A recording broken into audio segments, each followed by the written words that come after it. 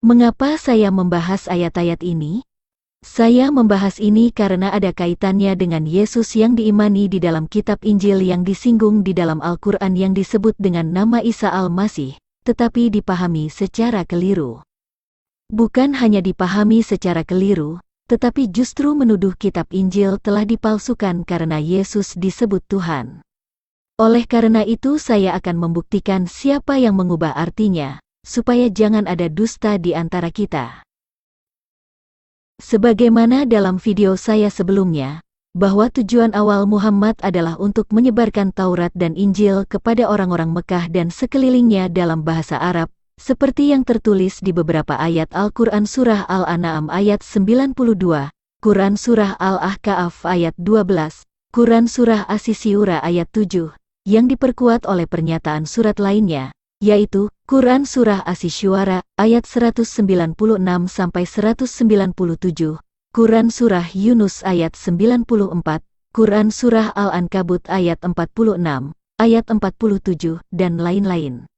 Dalam pengajarannya itu masih dapat dilihat di beberapa teks asli ayat-ayat Al-Quran jika Muhammad mengakui Isa Al-Masih adalah Tuhan. Misalnya Quran Surah An-Nisa ayat 171-175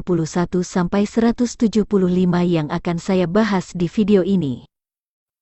Penyangkalan Isa Al-Masih adalah Tuhan diduga terjadi setelah Muhammad meninggal, seiring dengan munculnya ayat-ayat yang mengubah kiblat agama Islam dari Yerusalem ke Ka'bah, tempat penyembahan berhala-berhala orang-orang Quraisy.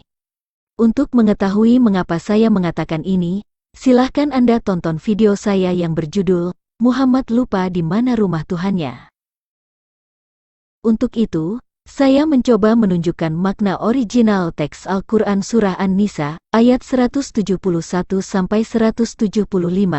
yang sebenarnya mengakui jika Isa Al-Masih itu Tuhan, tetapi kemudian makna dan tafsirnya dibelokkan, untuk mendukung misi mereka untuk kembali ke agama pagan mereka di Ka'bah setelah Muhammad tiada.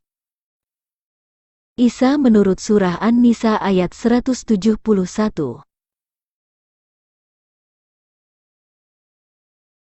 إنما المسيح عيسى ابن مريم رسول الله وكلمته ألقاها إلى مريم وروح منه. Wa kalimatuhu artinya, dan kalimatnya. Waruhun minhu artinya, dan roh darinya. Sehingga artinya adalah, sesungguhnya Al-Masih Isa putra Maryam itu, adalah utusan Allah dan kalimatnya yang disampaikannya kepada Maryam, dan roh darinya. Ada tiga yang terlihat di ayat ini, yaitu, Allah sebagai sumber, kalimatnya dan rohnya. Tentu kalimat Allah dan roh Allah berasal dari Allah dan keduanya adalah bagian dari Allah itu sendiri. Keberadaan kalimat Allah dan roh dari Allah disebut hakikat Allah, di dalam iman Kristen disebut Bapa. Bagaimana pernyataan ayat ini tentang yang tiga tersebut?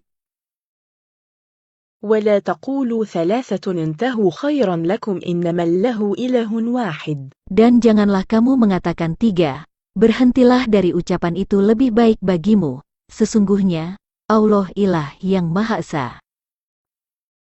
Tiga yang dimaksud adalah, Allah, kalimatnya, dan rohnya. Artinya, Allah, kalimatnya dan rohnya bukan tiga Tuhan tetapi satu kesatuan, yaitu Tuhan yang Maha Esa. Karena Isa Al-Masih berasal dari roh Allah dan kalimatnya, maka Allah dan Isa Al-Masih itu adalah Tuhan yang Maha Esa. Dari sini jelas jika Isa Al-Masih bukan sosok lain yang dipersekutukan dengan Allah, tetapi karena ia adalah roh Allah yang menjadi manusia dan ia adalah kalimatnya. Isa menurut Surah An-Nisa, ayat 172. Ayat ini adalah lanjutan dari ayat sebelumnya, yaitu Surat An-Nisa ayat 171. Al-Quran berkata, Al-Masih sama sekali tidak enggan menjadi hamba Allah, dan begitu pula para malaikat yang terdekat kepada Allah, dan barang siapa enggan menyembahnya dan menyombongkan diri, maka Allah akan mengumpulkan mereka semua kepadanya. Ada dua informasi penting yang terkandung di ayat ini, yaitu, Al-Masih sama sekali tidak enggan menjadi hamba Allah, dan barang siapa enggan menyembahnya dan menyombongkan diri. Pertama, tentang Al-Masih sama sekali tidak enggan menjadi hamba Allah, artinya adalah, sesungguhnya Al-Masih itu adalah kalimat Allah yang berasal dari roh Allah yang nuzul ke bumi dan menjadi seorang manusia melalui perawan Maryam. Kedua, dan barang siapa enggan menyembahnya dan menyombongkan diri, kata menyembahnya di ayat ini adalah, menyembah pribadi yang diberitakan di ayat ini, yaitu Isa Al-Masih, sebab Isa adalah kalimat Allah dan roh Allah yang nuzul menjadi manusia. Tentang yang menyombongkan diri pada ayat ini akan dijelaskan di ayat 173 kalimat kedua. Isa menurut surah An-Nisa, ayat 173. Ayat ini akan menjelaskan tentang barang siapa enggan menyembahnya dan menyombongkan diri pada surat An-Nisa ayat 172. Al-Quran berkata, adapun orang-orang yang beriman dan mengerjakan kebajikan, Allah akan menyempurnakan pahala bagi mereka dan menambah sebagian dari karunia-Nya. Sedangkan orang-orang yang enggan dan menyombongkan diri, maka Allah akan mengazab mereka dengan azab yang pedih, dan mereka tidak akan mendapatkan pelindung dan penolong selain Allah. Ayat ini dengan jelas mengatakan bahwa barang siapa yang enggan menyembah Al-Masih dan menyombongkan diri, Allah akan mengazab mereka dengan azab yang pedih. Tetapi dalam terjemahan resmi Al-Quran terdapat kata tambahan, menyembah Allah, ini hanya sebuah tafsir yang keluar dari konteks ayat sebelumnya yang berbicara tentang Isa Al-Masih. Isa menurut surah An-Nisa ayat 174. Ayat ini masih berhubungan dengan ayat sebelumnya, yang menjelaskan tentang Al-Masih. Al-Quran berkata, wahai manusia, sesungguhnya telah sampai kepadamu bukti kebenaran dari Tuhanmu, dan telah kami turunkan kepadamu cahaya yang terang benderang.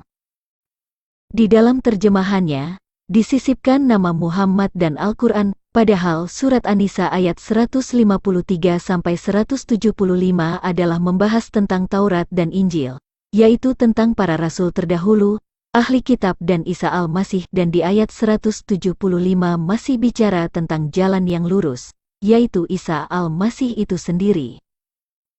Yang dimaksud dengan bukti kebenaran dari Tuhanmu adalah kalimatnya, yaitu Isa Al-Masih, dan kalimat itulah yang menjadi cahaya yang terang benderang. Bukti kebenaran dari Tuhanmu juga disinggung di Quran surah Maryam ayat 34 yang berkata demikian, itulah Isa putra Maryam, perkataan yang benar, yang mereka ragukan kebenarannya. Dan yang diturunkan sebagai cahaya yang terang benderang adalah yang berasal dari kalimat Allah yaitu kitab Injil. Ini juga disebut di surat lainnya, yaitu Quran surah Al-Ma'idah ayat 46 yang berkata, dan kami menurunkan Injil kepadanya, di dalamnya terdapat petunjuk dan cahaya. Di dalam agama Kristen, Injil itu adalah kabar baik, yang isinya adalah tentang Yesus dan perkataannya yang disebut firman Allah. Muhammad adalah manusia biasa yang memiliki dosa, bukan bukti kebenaran yang turun dari Allah. Muhammad hanyalah seorang hamba yang butuh keselamatan. Isa menurut surah An-Nisa ayat 175.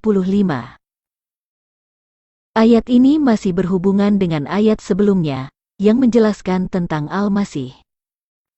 Al-Quran berkata, adapun orang-orang yang beriman kepada Allah dan berpegang teguh kepadanya, maka Allah akan memasukkan mereka ke dalam rahmat dan karunia darinya, dan menunjukkan mereka jalan yang lurus kepadanya. Kata tambahan agama yang ada dalam kurung adalah sebuah tafsir dari penterjemah Muslim, yaitu hasil pemikiran mereka.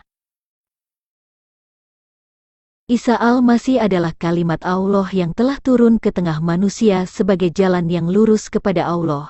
Di Quran surah Maryam ayat 36, Quran surah Ali Imran ayat 50-51, Quran surah As-Zukhruf ayat 61 dan ayat 64.